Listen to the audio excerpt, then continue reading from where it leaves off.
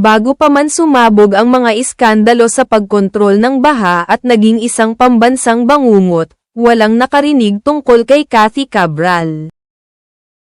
Biggest phobia.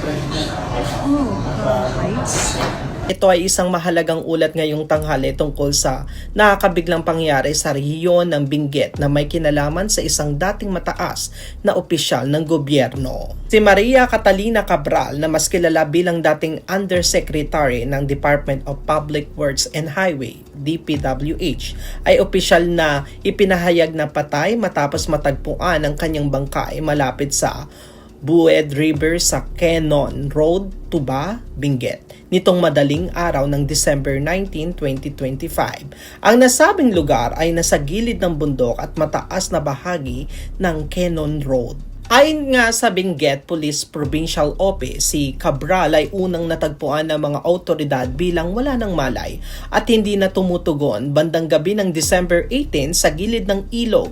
Mga 20 hanggang 30 na metro ang layo pababa mula sa highway, ilang oras matapos niyang hilingin sa kanyang driver na iwan siya sa bahagi ng Quenon Road habang sila ay pala La Union noon. Dito po siya naupo. Diyan siya umupo? Diyan? Opo siya dyan. Tapos tatayo. Kaya lang, parang dumidikit siya ron na baka sabi ko, baka mahulog, ma-off balance. Kaya sabi ko, wag ka dyan ma'am, baka ma-off balance ka. Eh, 3 beses po siya sinaway. Kaya lang, ganun pa rin. Biggest phobia. Heights? Pero nung bandang huli nung inano kami ng pulis, hindi na. Kasi tumabay na akong papunta ron. So, iniwanan mo siya? Hindi po, sakay ko. Kasi Okay. pinaboy po kami ng pulis eh. Okay. Huwag daw po magtambay dito, kaya umalis po kami. Okay, nung nakaalis na kayo, saan kayo napunta? Dumiretso po kami ng doon na sa kumain doon sa malapit sa Iyon Hotel. Okay. Tapos pagkatapos kumain, doon na kami sa Iyon, nag-check-in na. Okay. Bandang mga 2:30, sabi niya, babata kami papunta rito. Ayun. Ayun, binaba kasi dito ng 3 o'clock. Pagbaba, sinilip ko pa, nakaupo siya dito. Okay. Umalis ako, punta ako doon. Sabi ko, balikan mo na lang ako. Yung pagbalik ko siguro, sabi ko, hindi naman umalis, 1 hour. Pagbalik ko po dito, hinahanap ko. Tumigil ako dito, sinilip ko po dyan eh, sumilip ako eh. Natatakot naman po ako, baka mahulog ako. Umalis ako, nagtanong ako doon ng may nakatambay na si Manong. Tinanong ko kung may dumang babae, wala naman daw po. Kaya bumalik uli ako rito. Sinilip ko uli. Pero wala po akong nakita sa bubang hindi ko nakita. Ayun, bumalik na uli ako ng hotel, tatanungin ko sa hotel kung pumunta. Anong oras yun? Ano na po yun? Pasado alas 5 na. Okay. Eh pagdating ko doon, wala pa daw po. Eh di bumalik uli ako papunta rito. Sinuyod ko uli papunta rito. Tinignan ko uli ito. Kasi sa baka ako nagtambay-tambay ng wala po. Doon ako nagpunta na ako sa pulis para magpatulo kasi wala po akong flashlight eh, para makita yung baba. Ayun na po, yung pagsilip dito galit namin, na-flashlight niya na lang doon yung tao na sa baba. Kuya, kanina nung inaangat yung body bag, anong naglalaro sa isip mo nung nakita mo na siya? Wala, naiyak na lang po ako. Hindi ko akalain gagawin niya po. Kasi driver lang po niya, may tiwala po ako sa kanya. Sabi niya sa akin, tutulungan niya po anong buhay. Kaso ganun po ginawa niya. Hindi ko po alam. Yun lang po.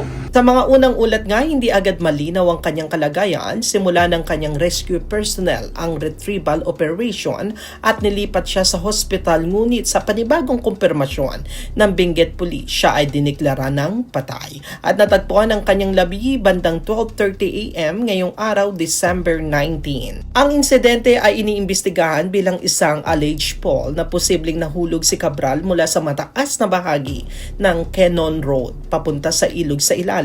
Wala pa ring formal na pahayag kung ito ay aksidente, sinadya o may iba pang salik sa likod ng pagkahulog. Ngayon, ano ang background ni Maria Catalina Cabral? Si Cabral ay kilala bilang matagal na opisyal sa DPWH. Noong September 2025, tinanggap ng DPWH ang kanyang courtesy resignation matapos niyang ialam sa mga investigasyon ukol sa anomalya sa flood control project. Bagamat umalis siya sa posisyon, nananatili siyang particular na tao sa mga investigasyon dahil siya ay dinadawit sa issue ng mga budget insertion at dapat sana ipatawag ng ICI upang magbigay sa isa mga umano'y anomalya.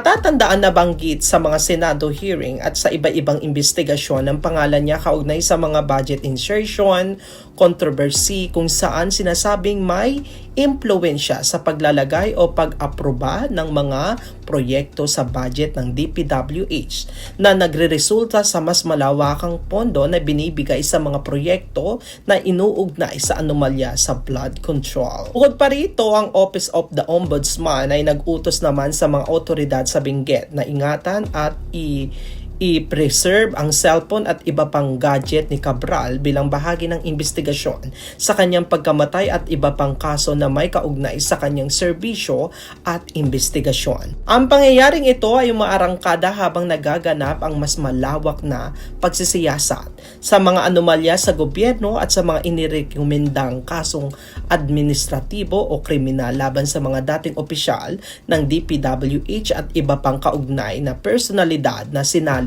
na mga investigasyon ngayong taon. Ang mga susunod na habang ng mga otoridad ay formal na investigasyon sa eksaktong dahilan ng pagkakahulog, pati na ang pagpapatuloy ng mga kaso laban sa mga sangkot sa anomalya sa flood control project.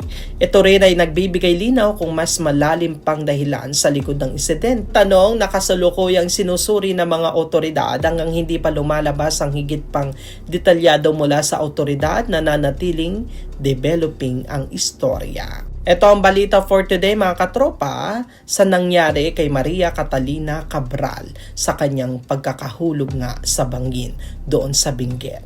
Ang pagkamatay ni Cathy Cabral ay agad na nagpabago sa lahat. Isa sa iilang taong makapagpapaliwanag ng sistema mula sa loob ay biglang nawala. Nanatili ang mga iskandalo. Ngunit ang isang mahalagang boses na maaaring magsabi ng buong kwento ay hindi na maririnig. Maaaring siya ay mahimbing na sana. Ngunit tayo ngayon ay naiwan na may napakaraming tanong na ang mga sagot ay malamang na ililibing kasama niya.